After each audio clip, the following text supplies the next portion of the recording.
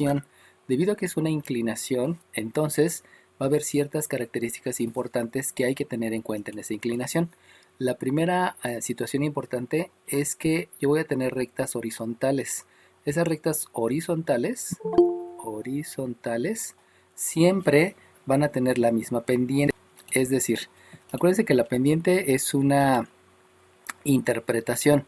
Entonces, como es una interpretación, yo lo que necesito es precisamente interpretar esa recta horizontal. Si ustedes se acuerdan, les había mencionado que la pendiente se interpretar como v con respecto.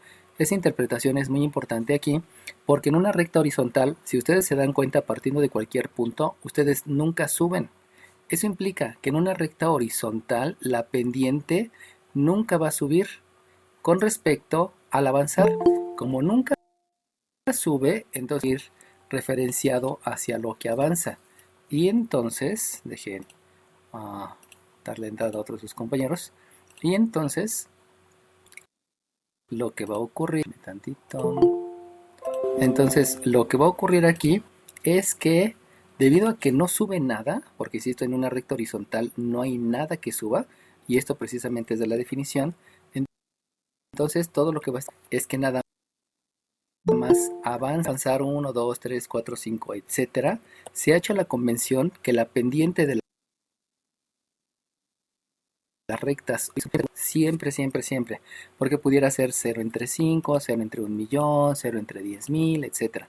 Pero se ha llegado a la conclusión, al convenio, que siempre solamente va a ser 0 entre 1. Entonces, insisto, esto es una interpretación que se da de las rectas. Lo mismo yo tengo para las rectas verticales. Si se dan cuenta, en las rectas verticales ocurre algo similar.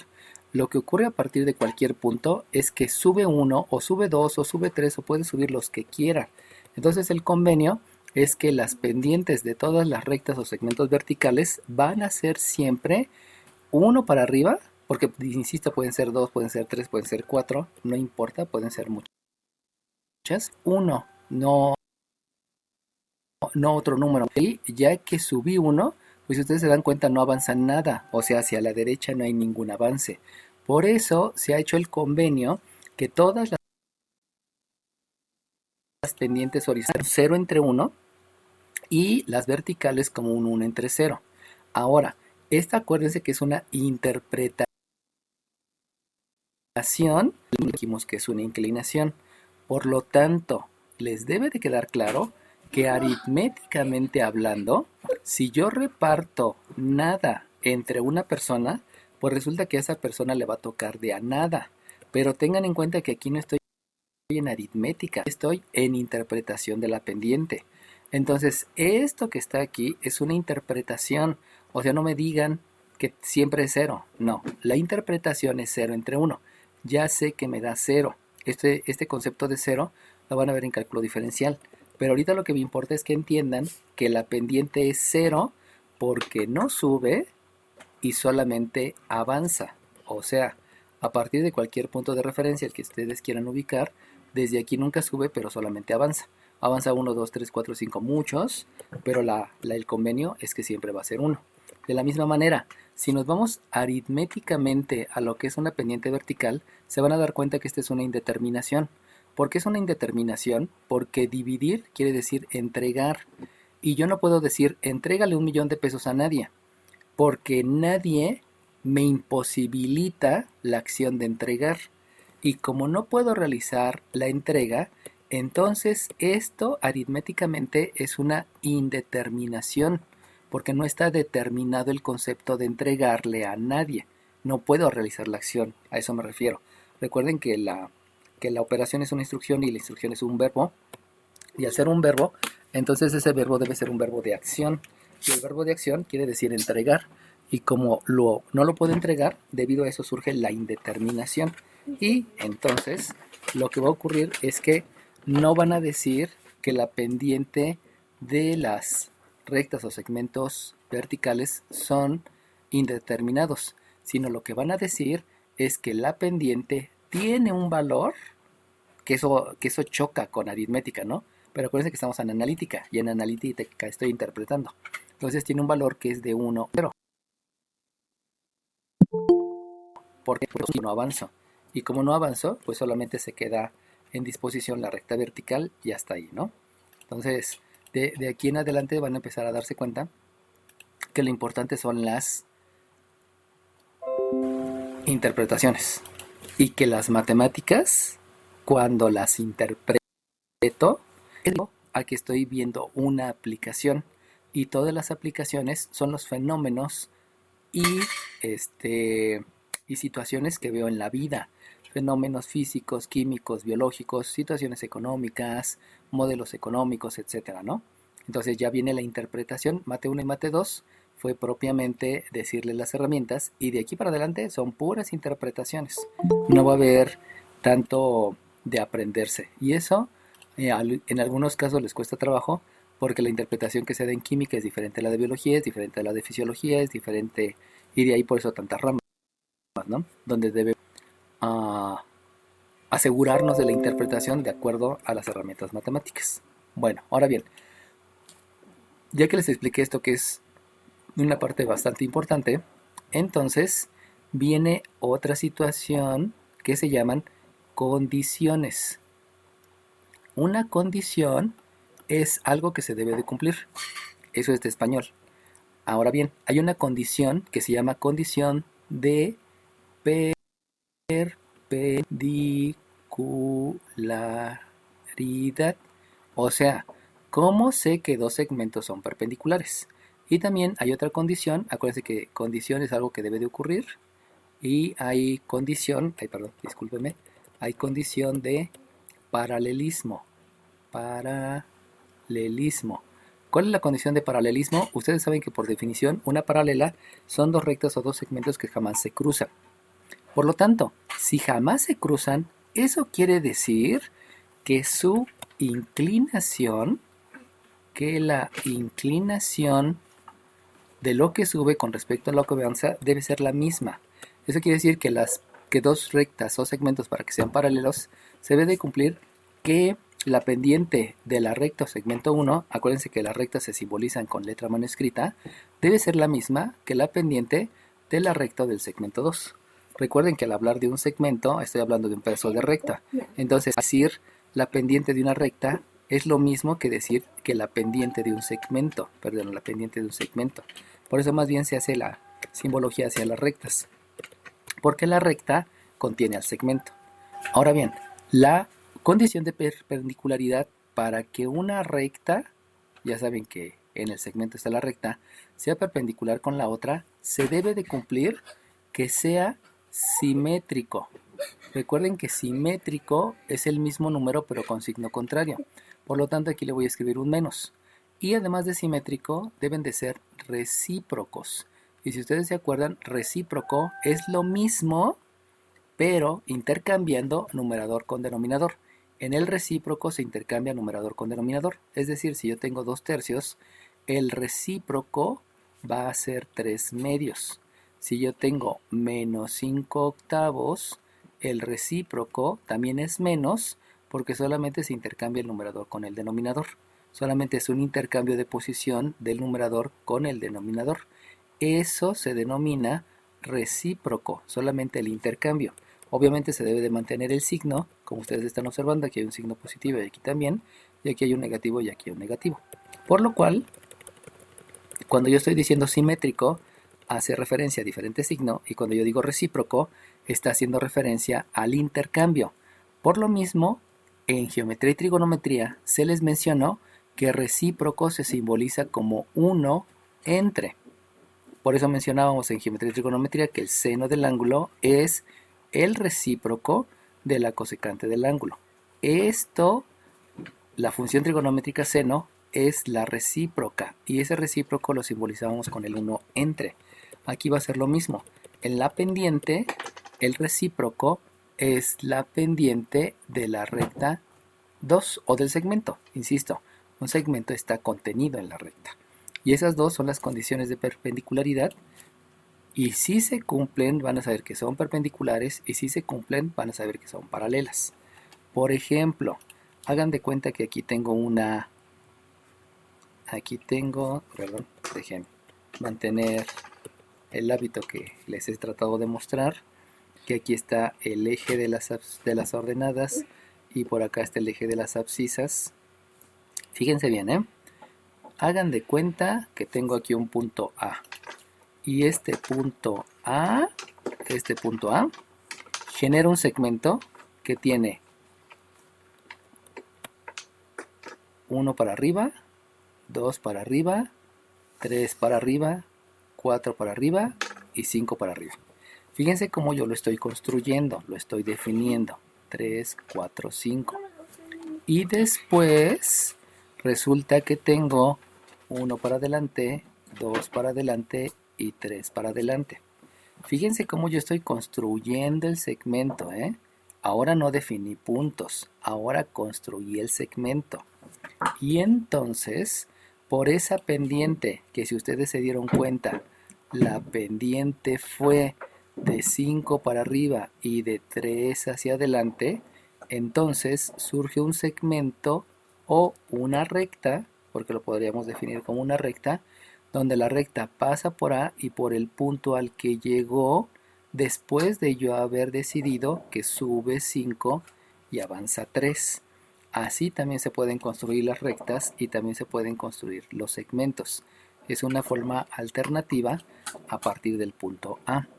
Y entonces, ahora hagan de cuenta que tengo otro punto. Vamos a poner un punto por acá abajo, por acá y por acá. Este punto lo voy a nombrar como el punto C. Obviamente ya sé que es de coordenadas que es 1, menos 4 y el otro es menos 1, menos 2. Eso ya lo veo porque lo veo con mis ojitos de la cara, lo veo directamente en la gráfica. Pero entonces, si yo quiero una paralela, a partir de aquí tengo que hacer lo mismo. Subir 1, dejen la cambio de color para que lo vean, porque necesito que comprendan esa interpretación. Entonces, sube 1, sube 2, sube 3, sube 4 y sube 5. Acuérdense que estoy considerando la pendiente que yo acabo de determinar. Y además debe de avanzar 3, avanza 2 y avanza 3. Fíjense cómo no estoy manejando la misma escala porque no tengo aquí cuadritos para verlo. Pero lo importante es que ustedes entienden que esos saltitos son saltos de rana de la misma longitud, ¿no? Entonces llego a este punto. Si ustedes unen estos dos puntos y los prolongan, esas dos van a tener la misma pendiente. ¿Cuál es la misma pendiente? Es 5 para arriba y 3 para abajo. No importa de dónde esté partiendo. Ahí le estoy dando la vuelta de lo que hemos hecho hasta ahorita, donde nada más les determinaba puntos. Conclusión, esta recta L2 que acabo de construir y la recta anterior, que vamos a nombrar la L1, así como la hacíamos en geometría euclidiana, esta L1 tienen la misma pendiente y como tienen la misma pendiente, yo puedo asegurar que las dos son rectas o segmentos, entre los puntos del segmento, que son paralelas. ¿Y por qué son paralelas? Pues porque se está cumpliendo que las dos tienen la misma inclinación. Suben lo mismo y avanzan lo mismo, no importando de qué punto parta dentro de la recta. Siempre es la misma inclinación. Esa se llama condición de perpendicularidad. Eso quiere decir entonces que si ustedes calculan la pendiente del punto A al punto B y resulta que es la misma que la pendiente del punto C al punto D, ustedes pueden asegurar que L1 y L2 son paralelas. ¿Cómo calculan las pendientes? Pues ya se sabe la fórmula. Es la diferencia de las ordenadas entre la diferencia de las abscisas. Y con eso ya tienen la condición de paralelismo y ya pueden asegurar que las dos son paralelas. ¿Sale bien? Ya saben que si tienen alguna duda, luego abran el micrófono, ¿no? Ahorita básicamente es explicación, pero pudiera surgir por ahí alguna situación no clara, ¿no? Bueno, ahora bien, si yo me voy al perpendicular, vamos a hacer la misma situación para que les quede claro qué es lo que implica. Si yo tengo aquí el 1, el 2, el 3, el 4, el 1 y el 2. Y resulta que aquí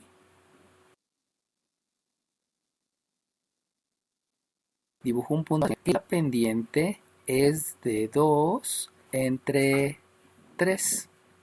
Por lo tanto, quiere decir, dejen mover esto porque aquí va a estorbar. Vamos a ponerla por acá. Quiere decir que de este punto yo tengo que subir 2. Ay, disculpen, tenía habilitada la otra herramienta. Eso quiere decir que yo voy a subir 2 y entonces subo 2. Obviamente tengo que agregar las divisiones que tengo en el eje de las ordenadas y después avanzo 3. ¿Por qué fueron 2/3? Pues porque a mí se me ocurrió, no es por otra situación. Y llego a este punto. Obviamente quiere decir que aquí le debo de agregar una división, dos divisiones para que coincida. Y entonces esta recta pasa por esos dos puntos, y obviamente se prolonga hacia un lado y se prolonga hacia el otro. Esa que está ahí tiene una pendiente positiva. Acuérdense que les había dicho que si de izquierda a derecha está subiendo, la pendiente siempre va a ser positiva. Eso es parte de la interpretación que deben de entender y que se une esto con cálculo diferencial, que lo van a manejar el semestre que entra. Ahora bien, si yo quiero que exista una recta perpendicular, ¿saben que perpendicular es porque forma 90 grados entre las dos rectas? La pendiente debe de ser simétrica. ¿Qué es simétrica? Diferente signo. Entonces, si es positiva, esta va a ser negativa. Y debe de ser recíproca. ¿Qué quiere decir recíproca? Que intercambio numerador con denominador. Eso quiere decir que el 3 ahora va a estar en el numerador y que el 2 va a estar en el denominador. Si ustedes se acuerdan, les había mencionado a mis alumnos y a los que no han sido mis alumnos, que el signo menos, de preferencia siempre lo dejen en el numerador. Es más fácil de trabajar. Lo veíamos en las ecuaciones, a algunos que les enseñé en primero y que ahorita son mis alumnos, y lo vi también en geometría y trigonometría. El signo negativo siempre se deja en el numerador por conveniencia. Es más fácil manejarlo. Eso quiere decir, fíjense bien, que a partir de este mismo punto A, lo que debo de bajar es 3, porque es negativo. Entonces, bajo 1, bajo 2 y bajo 3. Y a partir de ahí debo de avanzar 2. Fíjense cómo el signo negativo nada más pertenece al numerador, porque menos entre más me da menos. No debe de ser los dos menos, pues si los dos fueran menos, sería menos entre menos y me da más, y quedaría la misma pendiente. Por eso, solamente el signo es para un solo elemento de la división, en otras palabras al numerador. Y entonces debo de avanzar 2. Dejen mover otra vez esta pendiente que sigue estorbando. Vamos a ponerla. No se quiso traer al 3. Ya, ahí la dejamos. Ok. Y entonces la pendiente ya bajó 3 y ahora va a avanzar 2. Avanzo 2. Fíjense cómo llegó a este punto. Eso quiere decir que como partir del mismo punto, uno de estos dos, ahí ya tengo un segmento, prolongo, y eso ya es la recta. Y ahí yo estoy asegurando que esta y esta son perpendiculares. En otras palabras, este ángulo es de 90, obviamente también este es de 90, este es de 90 y este es de 90. Esa es la manera de saber que son dos rectas o segmentos que son perpendiculares. Fíjense cómo aquí yo los construí, yo los definí, yo los determiné. Entonces, aquí lo que estoy diciendo es que, por ejemplo, la pendiente, disculpen, la pendiente AB, diciendo que eso es el que está con color rojo, es, disculpen, no se cambia de color, es simétrica, porque cambia de signo, y recíproca. Ya acuérdense que recíproco se simboliza como uno entre la pendiente del mismo punto A, porque fíjense cómo partir del mismo punto A, y ahora podríamos decir que es al punto C, por ejemplo, ¿no? ¿Siempre van a tener un punto en común? No, no siempre. Ahorita porque lo estoy definiendo. Pero a veces sí pudieran tener el mismo punto, como lo tenemos en los ángulos opuestos por el vértice. En otras palabras, fíjense bien cuando hago la sustitución. La pendiente de AB dijimos que es 2/3. La pendiente de la otra dijimos que es -1 entre -3 medios. porque si se están dando cuenta, esta está en el denominador. Y entonces en ese momento, cuando aplico la ley de los signos y aplico la división de fracciones, me va a quedar que menos entre menos es más. Y como aquí hay que agregarle un 1, porque nos enseñaron a hacer eso cuando iba en la primaria, resulta que me queda 2 tercios. Y 2 tercios es igual a 2 tercios. Por eso el simbolito de simétrico y recíproco. Así puedo determinar que las dos son perpendiculares. Me preguntaba su compañero al inicio de la clase, ¿cómo sé que son perpendiculares? Ah, pues precisamente eso. Calcula una pendiente, calcula la otra pendiente. Y si esta pendiente me da 3 séptimos, ¿cuánto, dígame alguno de ustedes, cuánto me debe de dar la pendiente de CD para que sea perpendicular? 33. 33, dime. Menos 7 tercios. Menos 7 tercios, muy bien, menos 7 tercios. Dijimos que no íbamos a poner participación, pero en esa pregunta sí como que vale la pena ponerlo, porque pues hay que ver que les quede bien claro, ¿no? Y en realidad no es la gran cosa. Eres del grupo 8, ¿verdad? Sí, profesor. Ok, va que va. Les pregunto porque como dije que iba a estar aquí metiendo a muchos alumnos, del 7 y del 9, a lo mejor por ahí había alguno que se había saltado. Ah,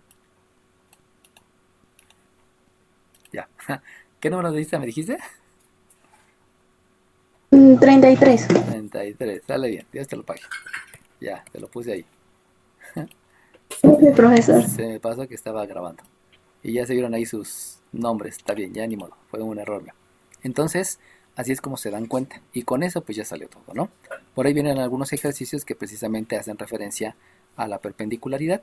Y hay otros ejercicios que específicamente con el grupo 8 no revisé y que pues hay que revisarlo aquí, ¿no? Lo voy a... Dejen, lo presento. Profe, antes de que pase al otro tema que no vio con el grupo 8, Dime. yo tengo una duda con el ejercicio 22 de los ejercicios que viene, o sea, viene de acuerdo al tema que nos acaba de explicar. Ah, ya, muy bien. Sí, deja hacemos ese para que veas que es lo Por que se favor. puede ver. Sí, Dios te lo pague. Entonces, aquí, ay, aquí. Precisamente lo que me preguntó esta compañera era parte de lo que les iba a mencionar. O sea, a veces vamos a poder aplicar las fórmulas de manera directa, pero a veces no. Y cuando ocurre ese de a veces no, necesitamos hacer uso de todo lo que sabemos desde el kinder para entender lo que me están preguntando. Por eso, geometría analítica no es geometría analítica. Geometría analítica es todo el kinder, la primaria y la secundaria, junto con primero y segundo semestre, para poder llegar a una conclusión de lo que me están pidiendo. ¿Ya todos están viendo el ejercicio 22? Sí. Ok, Sí. va que va. Sí. Entonces, fíjense bien, ¿eh? Lo importante es que razonen. ¿Qué quiere decir razonar? Razonar quiere decir, de todo lo que tú sabes desde que naciste, relaciónalo con lo que estás leyendo y da un juicio crítico. Vamos a comenzar. Una recta. Les acabo de decir que una recta contiene un segmento. Por lo tanto, la recta que pasa por los puntos este y este quiere decir que el segmento es el segmento MN. Pero por ese segmento está pasando una recta completita. Entonces, cuando me dicen la recta que pasa por esos puntos, básicamente me están diciendo un segmento. Por lo tanto, ¿qué puedo calcular de un segmento? Pues de un segmento ya sé que puedo calcular la distancia del punto N al punto N, que hay una fórmula. Puedo calcular también la N y también puedo calcular el punto medio del punto M al punto N. Tenemos 3 fórmulas y con esas 3 fórmulas puedo calcular lo que sea. Pero luego me dicen, tiene pendiente, menos un medio. Ah, ok, perfecto, ya, me olvido de todas y la única fórmula que voy a utilizar va a ser esa. Por lo tanto, vamos a escribir lo que voy a utilizar. Fórmula de la pendiente. ¿Cuál es la fórmula de la pendiente? Pues precisamente acabo de escribir ahí arriba. La fórmula que voy a utilizar es la pendiente entre el punto M y el punto N. Sabemos que la pendiente es una inclinación. Y esa se va como la diferencia de ordenadas entre la diferencia de las abscisas. siguiendo el mismo orden. Si primero escribo la M, pues primero escribo la M y luego la N y luego la N. Acuérdense que no estoy haciendo ninguna figura, ¿eh? O sea, no hay ninguna figura, no hay ningún esquema. No necesito ver el esquema, lo que necesito es entender. ¿Generalmente necesito el esquema? Sí, generalmente sí. Pero a veces no, como es este caso. Entonces, lo que sigue de la fórmula, pues ya sabemos que es sustituir, y sustituir quiere decir reemplazar. Entonces, como voy a reemplazar, quiere decir que pendiente, esta pendiente, la voy a reemplazar por esto. Acuérdense que en las demostraciones de segmentos y de ángulos, precisamente hacíamos esa situación. Reemplazábamos del lado izquierdo o reemplazábamos del lado derecho, dependiendo. Y también en álgebra se hacía.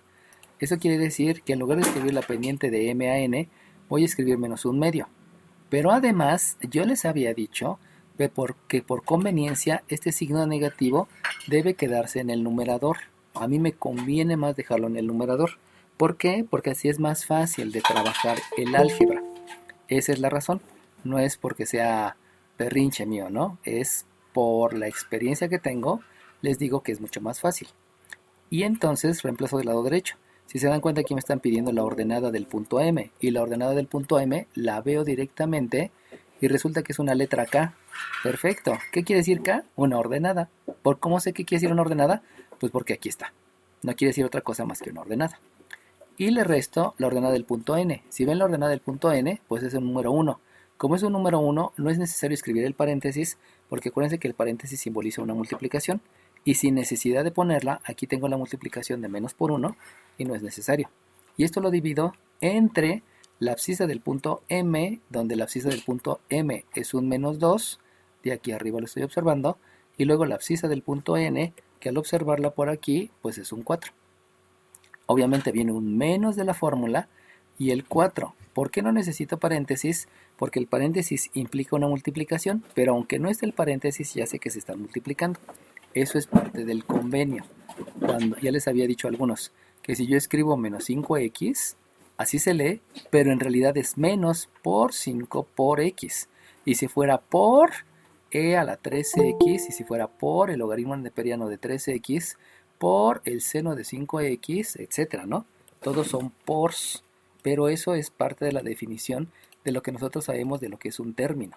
Y como es un término, sabemos que el término es la multiplicación de todos los elementos, que comenzamos con signo, luego coeficiente, luego variable, luego función exponencial, luego función logarítmica, luego función trigonométrica y al final un arco función, que es lo mismo, ¿no? Y entonces, si ustedes observan, después de la sustitución, resulta que tengo una variable, por lo tanto es una ecuación. Y también se dan cuenta que aquí está dividiendo y que aquí está dividiendo. Y por lo tanto puedo hacer muchas cosas que ya es conceptualización de los temas anteriores, de todas las materias anteriores. ¿Qué es lo primero que voy a hacer? Pues lo primero que debo de revisar es jerarquía de operaciones. A ver, ¿puedo hacer esta resta? No. ¿Por qué no puedo hacer esa resta? Pues porque tengo un concepto que se llama términos semejantes. Y los términos semejantes me dice que solamente los términos semejantes se pueden restar los que sean de la misma especie. Aquí tengo una letra y aquí tengo un número. Como no son de la misma especie, no los puedo restar. Luego, me voy a la siguiente. Por jerarquía, yo sé que primero se tiene que hacer esta operación porque la raya de fracción es un paréntesis. Como no se pudo hacer, voy a ver la operación que está en el denominador. Aquí hay otro paréntesis. ¿Por qué hay otro paréntesis? Porque la raya de fracción es un paréntesis, aunque no esté escrito. Y aquí me doy cuenta que tengo dos números negativos, que sí son términos semejantes. Por lo tanto, como son términos semejantes, yo lo que puedo aplicar es la ley de la suma. ¿Por qué aplico la ley de la suma? Pues porque los dos son negativos. Y si los dos son negativos, la ley de la suma me dice que sumo los dos números y predomina el signo que tienen. O sea, el resultado me va a dar menos 6. Pero como yo soy niño inteligente de tercer semestre, sé que aquí está dividiendo. Por lo tanto, yo puedo hacer la operación inversa. Y entonces este menos 6 lo puedo multiplicar por el numerador. Y de la misma manera, este por esta resta. Y si lo voy a multiplicar por la resta, quiere decir que va a ser por el numerador y por el denominador. Eso quiere decir que entonces también voy a aplicar la propiedad, porque voy a distribuir la multiplicación disminuendo y sobre el sustraendo. Pero además me doy cuenta que las variables van a quedar del lado izquierdo y yo no las quiero del lado izquierdo, porque las variables siempre deben quedar del lado derecho. Entonces aprovecho y de una vez aplico la propiedad reflexiva. ¿Qué es la propiedad reflexiva? La propiedad reflexiva me dice que como el 3 es igual a x, también yo puedo escribir que x es igual a 3. Como todo es igual a sí mismo, lo puedo escribir indistintamente del lado izquierdo o del lado derecho, dependiendo de la conveniencia. Por lo tanto, pues de una vez hago todo. ¿Cuántos conceptos estoy aplicando? 1, 2, 3, 4, 6 conceptos. Y esos 6 conceptos los puedo aplicar porque ya soy de tercer semestre. En álgebra, si es de paso por concepto, pero aquí ya estamos grandecitos. Entonces, comienzo, aplico propiedad distributiva. Este 2 por esta k me va a dar por resultado el 2k. En lugar de escribirlo en el lado derecho, lo escribo en el lado izquierdo por la propiedad reflexiva. Este 2 por este menos 1 me queda un menos 2. En lugar de escribirlo del lado izquierdo, lo escribo del lado derecho. Perdón, en lugar de escribirlo del lado derecho, lo escribo del lado izquierdo por la propiedad reflexiva. Y luego, por la ley de la suma, esto me da menos 6. Y menos 6 por el menos 1, entonces me doy cuenta que también debo de agregar otro concepto, donde ese otro concepto se denomina ley de los signos, porque estoy multiplicando dos signos negativos, y sabemos que si se multiplican o dividen dos signos iguales, el resultado es positivo. Entonces aquí este menos 6 por este menos 1 me da más 6, que queda en el lado izquierdo, pero por la propiedad reflexiva lo escribo del lado derecho, y entonces aquí escribo que esto es igual con 6. ¿Por qué? Por el uso de la propiedad reflexiva. ¿Dudas, jóvenes, en todos esos conceptos? Sale bien. ¿Qué va? Si nadie abre el micrófono, quiere decir que todo claro. Y quiere decir que hay que estudiar mucho porque son muchos conceptos, ¿no? Acuérdense que en todos los pasos estoy repitiendo todos los conceptos de álgebra y de geometría trigonométrica. Disculpen, se me cerró el programa. Ahorita se los vuelvo a compartir. Luego así pasa, oprimo el botón secundario del lápiz óptico. Bueno, que ni es óptico, ¿no? Pero lo oprimo y de ahí luego hace algunas situaciones como la que hizo ahorita. Ok, entonces les comparto este. Listo, ya estufa. Ok, entonces, ahora bien, lo que voy a hacer es continuar con los conceptos. Si ustedes se dan cuenta, este menos 2 y este 6 son términos semejantes. ¿Por qué son términos semejantes? Pues porque los dos son números. Y como los dos son números, entonces yo puedo hacer operaciones con términos semejantes. Pero para poder hacer la operación con términos semejantes, entonces lo que yo debo de declarar es una operación inversa. Para que esta resta se le sume al 6 debido a que son términos semejantes. Entonces estoy haciendo la operación inversa. Pero como al hacer la operación inversa me va a quedar positivo, entonces la suma de términos semejantes la voy a hacer con la ley de la suma. Y eso me implica que entonces el 2k va a ser 8, porque ya estoy haciendo todo de un jalón. ¿Qué quiere decir todo de un jalón? Pues quiere decir que estoy viendo cuáles son los términos semejantes y gracias a eso decidí hacer la operación inversa. Acuérdense que la operación inversa es hacer la operación que te regresa al número original. Entonces, por eso aquí le estoy sumando 2, el resultado es 8, obviamente utilizando la ley de la suma. Son 3 conceptos aplicados en un solo paso. Y posteriormente aquí hay un 2 que está multiplicando.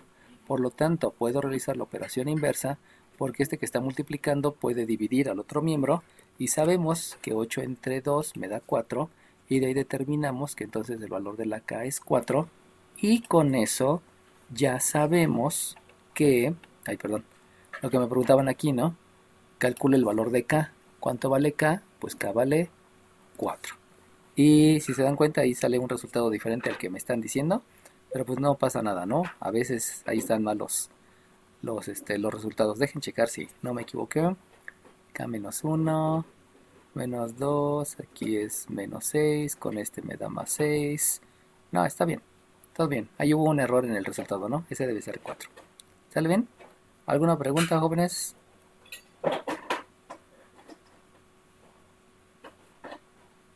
Ok, sale bien.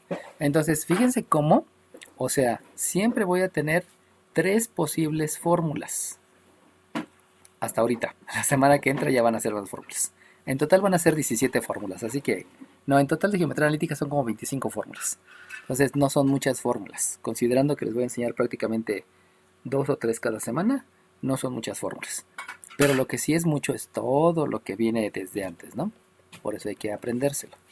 Entonces, ¿qué les acabo de decir aquí? Que no siempre es la sustitución directa. A veces viene con el grado. Y en esos detallitos, en esas ocasiones, pues hay que tener mucho cuidado, ¿no? De qué es lo que me están pidiendo y cómo lo debo de hacer. Entonces, si no tienen otra duda, les planteo otro problema. Aquí está, este está bonito. También es dependiente, pero está bien, ¿no? Es bueno que vayan revisando todas las posibilidades. Entonces, aquí me está diciendo el ejercicio 20.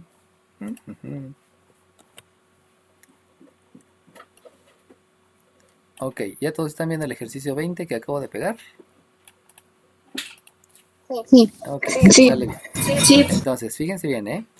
Otra vez, el lenguaje español es el que permite decir, entender qué es lo que voy a hacer. Dados los puntos, ahí tengo 2 puntos, perfecto, tengo 2 puntos. Tengo un punto que se llama punto M y tengo un punto que se llama N. Me están diciendo, obtienen el eje de las abscisas. Ahí viene la interpretación. Obtén, o sea, calcula en el eje de las abscisas las coordenadas de un punto P. Eso quiere decir que aquí va a haber un punto P que no sé dónde esté. Puede estar en cualquier lado.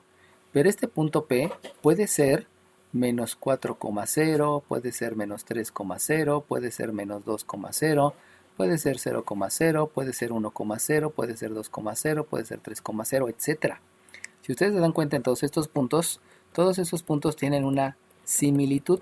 Y la similitud de todos esos puntos es que no importando dónde esté el punto P, siempre va a tener un 0 en la ordenada.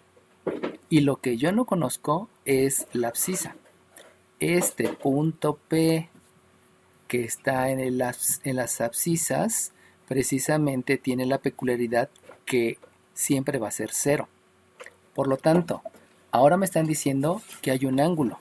Acuérdense ustedes que para formar un ángulo debe de haber un segmento que se llama MP y debe de haber otro segmento o rayo. Acuérdense que la definición va también relacionado a los rayos, donde el otro segmento es P con la N. ¿Por qué? Porque en geometría euclidiana a ustedes les mencionaron que el de en medio, este de en medio, es el punto común entre los dos segmentos o los dos rayos, y ese punto común recibe el nombre de vértice. Y eso es de geometría euclidiana, no es de aquí. Por lo tanto, si hay dos y me están diciendo que forme un ángulo recto, entonces lo que me están diciendo es que la pendiente de la M y de la P debe de ser simétrica y recíproca con la pendiente del punto P al punto N. Este planteamiento es la condición de perpendicularidad, pero ese planteamiento surgió porque me están diciendo que hay un punto, me están diciendo que hay un ángulo y yo sé que el punto debe ser el mismo, por eso M y N nunca forman un segmento. Si se dan cuenta que aquí no hay segmento M y N, o sea, el segmento MN, ese ni existe, no me interesa, porque ese segmento no me importa. Lo que me importa son los lados del ángulo. Acuérdense que los ángulos están formados de dos lados. Eso lo vimos o lo vieron en geometría euclidiana, ¿no? Conclusión, si ya tengo esto que se denomina planteamiento y que surgió de los conceptos de geometría euclidiana, entonces, pues ahora sí, viene la fórmula. Y si viene la fórmula, la voy a escribir aquí arriba. Bueno, me voy a dar un poquito de espacio porque ya se me acabó el lienzo. Este planteamiento lo voy a mover tantito para acá, para que tenga espacio de escribir más. Este fue el planteamiento. Y entonces, ahora sí, vamos a realizar la sustitución. Y para hacer la sustitución, primero necesito escribir la fórmula. Y la fórmula es la fórmula de la pendiente. Por lo tanto, si voy a escribir la fórmula de la pendiente, debo de decir, aquí va a ser la ordenada menos la ordenada entre la abscisa menos la abscisa.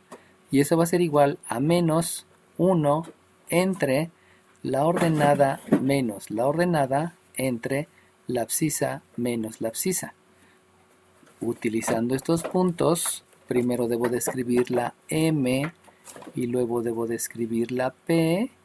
Y utilizando estos puntos, primero debo de escribir la P y luego debo de escribir la N.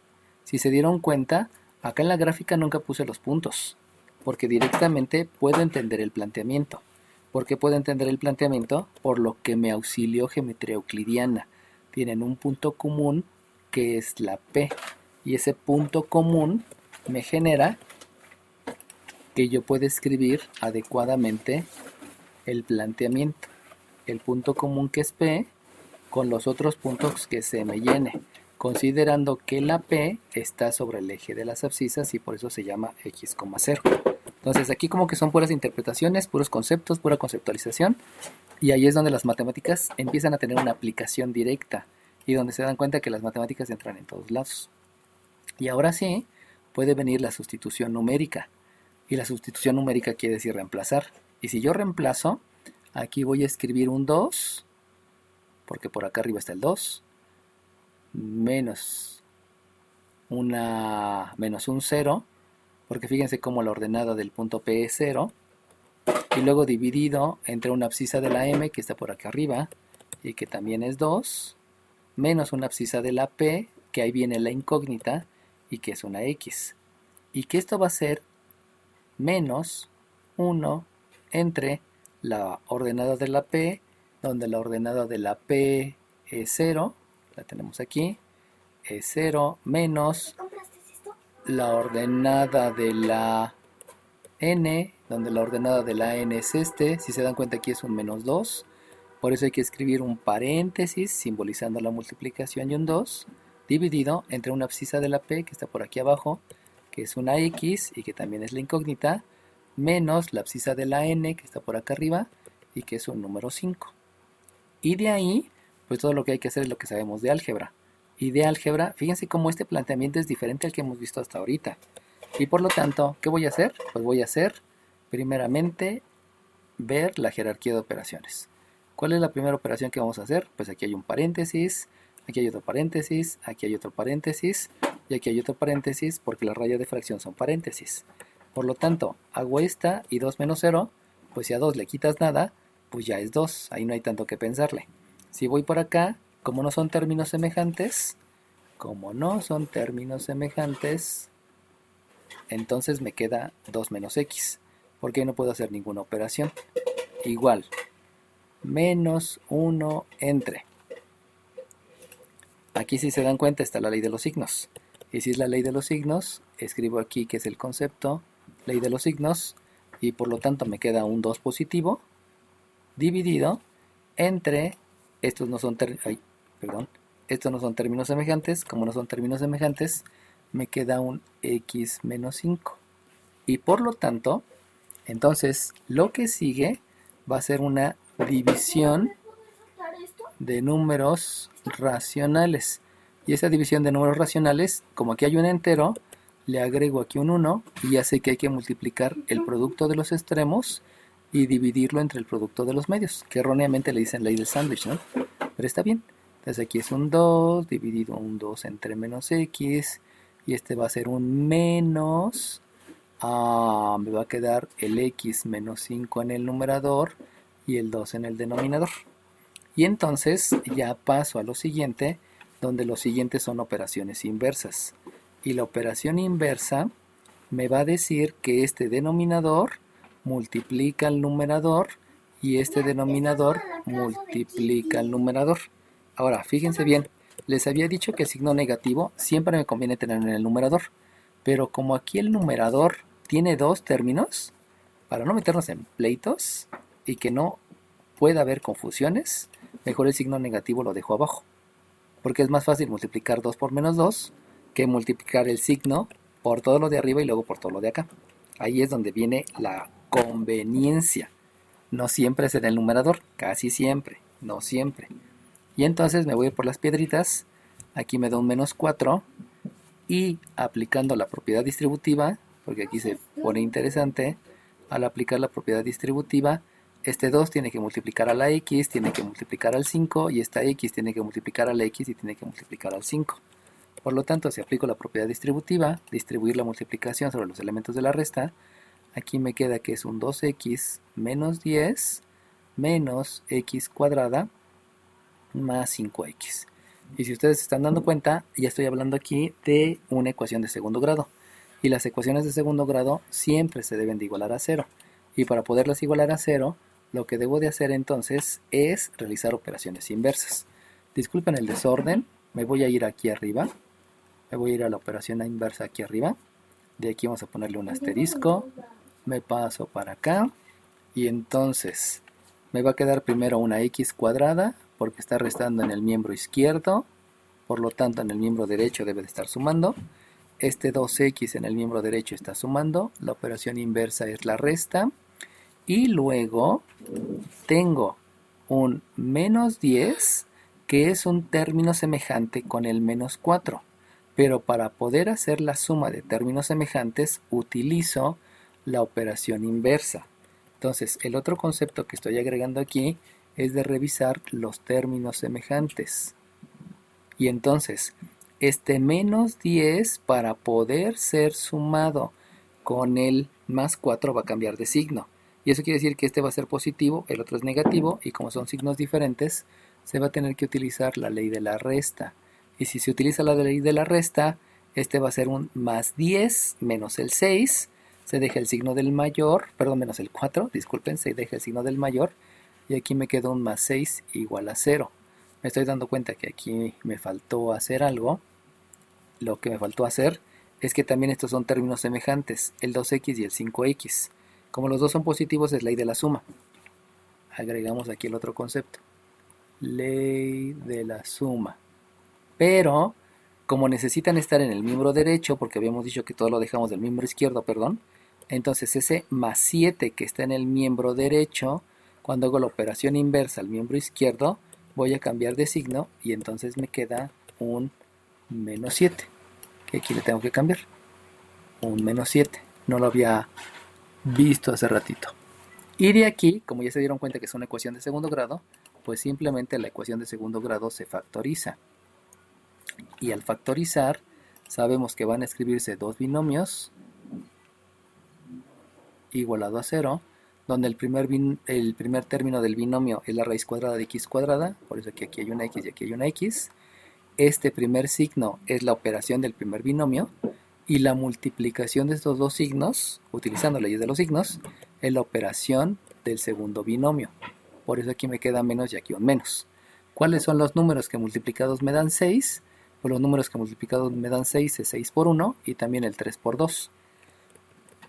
De esas dos parejas, la que me sirve es el 6 y es el 1, porque al sumarse con la ley de la suma, me queda el menos 7, que es parte de lo que es la factorización. Y de aquí solamente hay que satisfacer a la ecuación. Y si yo voy a satisfacer a la ecuación, habíamos dicho que es con operación inversa. Si aquí hay una resta, la operación inversa es una suma. Por lo tanto, obtengo que x1 es igual a 6. Y aquí tengo otra resta, la operación inversa es la suma. Y me queda que x2 es 1. Y eso es lo que me da es lo que satisface la ecuación. ¿Por qué? Porque si este 6 lo sustituyo aquí, 6 menos 6 me da 0, y 0 por todo lo demás me sigue dando 0. Y en la otra lo mismo, si este 1 lo sustituyo aquí, 1 menos 1 me da 0, y 0 por lo demás sigue dando 0. Por lo tanto ya se satisfació la ecuación. ¿A partir de qué? De las operaciones inversas. Conclusión, ¿cuáles son los puntos? Los puntos es el que tiene abscisa 6 y abscisa 1. Acuérdense que el punto era la abscisa que no conozco, por eso le había puesto un X. Por lo tanto, el resultado es el punto 1 que tiene abscisa 6, 0 y el punto 2 que tiene abscisa 1, 0. Acuérdense que habíamos dicho que es 0 porque está sobre el eje de las abscisas. Eso les había explicado hace ratito. Y de ahí van a entender que los planteamientos los planteamientos me llevan a sustituciones para al final utilizar ecuaciones de primer grado o ecuaciones de segundo grado, que es lo que vimos en los semestres anteriores. ¿Alguna duda, jóvenes? No. Dale bien. No, ninguna.